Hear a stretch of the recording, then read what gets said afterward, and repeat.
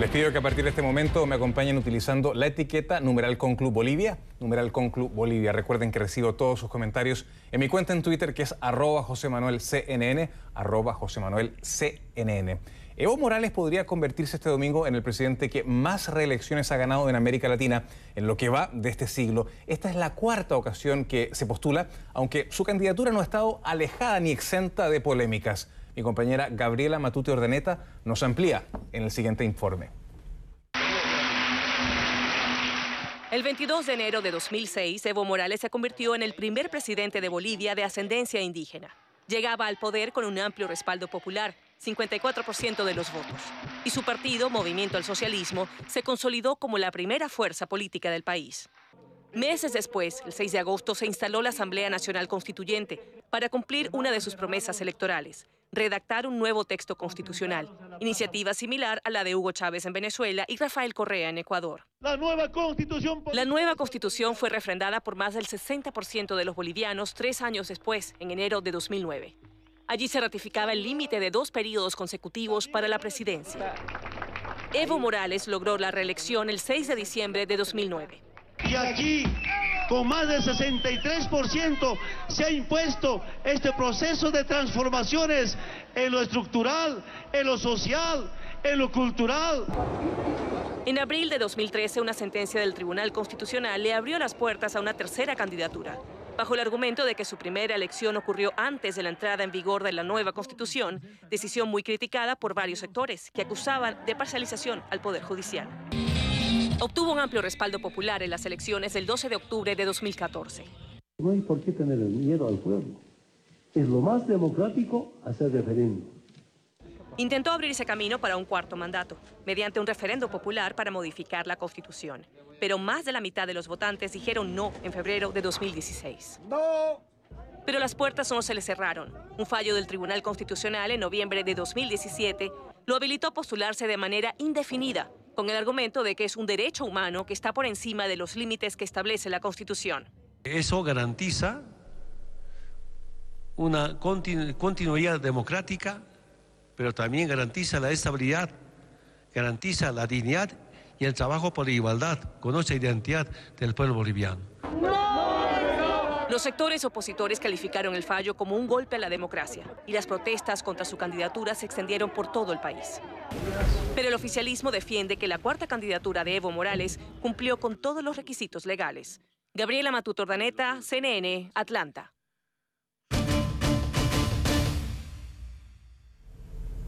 Nos acompaña en el estudio aquí en Miami el profesor Eduardo Gamarra, profesor de la Universidad Internacional de la Florida, FIU. Profesor, gusto de saludarle, ¿cómo le va? Un placer estar con ustedes. El gusto siempre es nuestro. ¿Cuán cerca está Evo Morales de ganar en primera vuelta? Porque las encuestas, la verdad, le están dando un margen muy cercano al 40%, muy cercano a poder superar ese margen.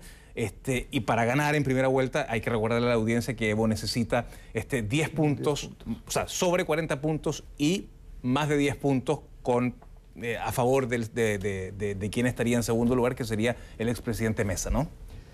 Sí, mira, yo creo que la situación electoral en Bolivia está bastante clara, ¿no?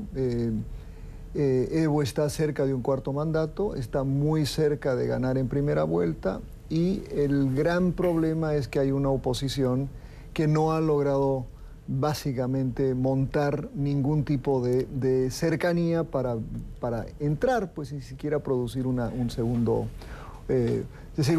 vuelta. Digamos que la fortaleza de Evo Morales sería la economía, básicamente un país que ha reducido la pobreza, la extrema pobreza, la nacionalización de los hidrocarburos le dio caja, le dio, digamos, dinero a Evo Morales para poder de alguna forma poder tener más dinero para redistribuir. Y por otro lado, la contraparte sería que su lado más débil es que es percibido como un líder más autoritario, ¿no? Mira, yo iría inclusive en una línea diferente. Yo creo que lo que Evo Morales ha logrado montar en Bolivia desde el principio es 2 tipos de fraude. Un fraude que mucha gente lo llama un fraude normativo, es decir, desde el principio tenían como objetivo montar un sistema autoritario, excluyente de la oposición, que lograra básicamente hacer lo que el jefe, en este caso el jefazo Evo Morales, ¿no? Lograra su constitución, su propia interpretación de la constitución, convocatorias de referendos cuyos resultados no respeta y al final la manipulación de todas las reglas. Ese es un fraude normativo que lleva precisamente a esto. Y por otra parte va a haber, y yo creo que si no se acerca de manera legal a la segunda vuelta, yo creo que también estamos justo viendo algo que se está convirtiendo lamentablemente muy común en América Latina, que es el fraude procedimental, el fraude técnico, para llegar de una manera muy fácil y amplia, porque él viene diciendo que va a ganar por 60%, ¿no? No lo dicen las encuestas, pero él lo viene diciendo. No hay ninguna encuesta que le dé, digamos, incluso más de un 40%. Exacto. No he visto ninguna. Sí se logra llegar al 40% cuando en las encuestas que hemos visto los últimos días se descuentan, o sea, solamente se tabulan los votos válidos, ¿no? Exacto, pero a eso hay que agregarle algo, ¿no? Que es, yo diría, lo triste que es la oposición boliviana, que de alguna manera legitima esos dos tipos de fraude a los que me acabo de referir. Y el mismo Evo Morales lo manifiesta en una entrevista la semana pasada con un periódico alemán, en el que él dice, ¿no? Si todos cuestionan la legitimidad de mi candidatura, ¿por qué compiten? Al competir en este proceso, legitiman la candidatura de Evo, y cuando uno ve los números y ve por ejemplo, la distribución por departamento, por, digamos, por ciudad, inclusive por grupo étnico, ¿no? Uno ve que la base de apoyo de Evo, si bien se ha deteriorado, sigue relativamente fuerte. ¿Y eso es un mérito también de su gestión económica? Sí, aunque creo que uno tiene que entender un poquito más a lo que se refiere ese éxito económico, ¿no?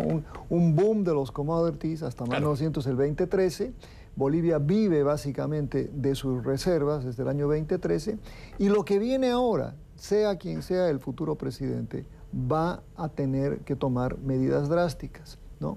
Y esas medidas drásticas, esos ajustes, vemos los estragos que se están produciendo en otros países. Claro, Argentina, Ecuador, evidentemente. Claro. Ciertamente que es un tema complejo. Además, entiendo que aunque Morales gane en primera vuelta o no gane en primera vuelta, ninguna fuerza política va a ostentar la mayoría en el Congreso, ¿me equivoco? No, aunque Evo tendría pues obviamente una mayoría, ¿no? Algunas proyecciones, por ejemplo, le dan 20 escaños en el Senado, por ejemplo, la distribución en la Cámara Baja sería un poquito más compleja, pero a lo que vamos es que no tendría, ¿no?, la mayoría que tiene hoy, y eso podría cambiar un poco la gobernabilidad a largo plazo. ¿Por qué Carlos Mesa no ha logrado que su candidatura prenda más allá de los 26, 27, 28 puntos que las encuestas en promedio le están atribuyendo? Mira, el señor Mesa es una persona muy compleja, ¿no? En la política boliviana, un prestigioso analista político durante décadas, que luego pasa a ser vicepresidente, luego acusado inclusive de conspirar contra su propio presidente Sánchez de Lozada, que luego pasa a jugar un rol muy extraño con este gobierno de Evo Morales, llega a ser el vocero de la causa marítima de Bolivia, y además ciertas acusaciones de corrupción. Entonces, es un personaje extraño que paradójicamente se convierte en la mejor opción de la oposición. Veremos lo que pasa el domingo. ¿Usted se juega por algún pronóstico? Yo creo, yo hago encuestas, creo en las encuestas, creo que está cerca Evo Morales de ganar en primera vuelta, y lo digo con algo de pesar, porque creo que no es necesariamente la mejor opción para Bolivia. Profesor Eduardo Gamarra, siempre es un gusto conversar con usted. Que le vaya muy bien. Buenas noches. Placer, claro que sí. Era Eduardo Gamarra, politólogo de la Universidad Internacional de la Florida, FIU, aquí en nuestros estudios en la ciudad de Miami. Y los incendios en la Chiquitanía, en el oriente de Bolivia, que se prolongaron por 70 días, son parte de la agenda política en estas elecciones. Gloria Carrasco nos tiene el informe. 4 millones de hectáreas consumidas por el fuego, 12 áreas protegidas de gran biodiversidad de flora y fauna para el planeta, afectadas en un 45%. 5 fallecidos, 4 bomberos voluntarios y un campesino son el resultado de este desastre ambiental, según datos de la Gobernación del Departamento de Santa Cruz. Una emergencia que solo la propia naturaleza pudo controlar con las lluvias después de 70 días de incendios. El fuego en los bosques chiquitanos tocó la sensibilidad del ciudadano y se instaló en la agenda política con miras a las elecciones presidenciales del próximo 20 de octubre. Debemos unirnos y defender nuestra tierra, nuestra chiquitanía, nuestra democracia y sobre todo nuestra libertad.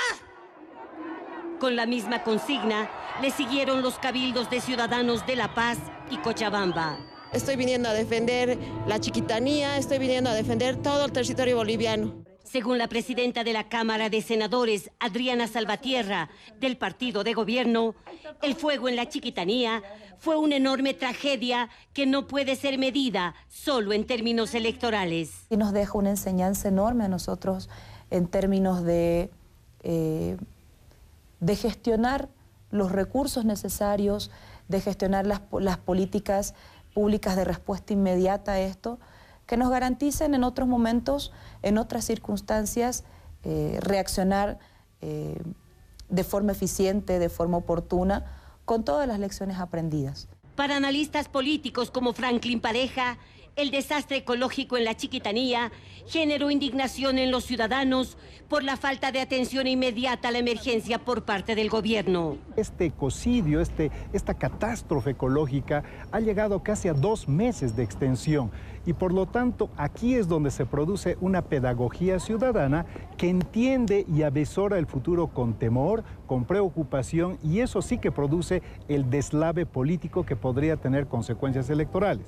El tema del medio ambiente, que en anteriores elecciones presidenciales en Bolivia no fue parte del debate político electoral, hoy toma protagonismo a raíz de los incendios en la Chiquitanía y, según los expertos, podría influir en el voto de los ciudadanos. Para CNN, Gloria Carrasco, La Paz.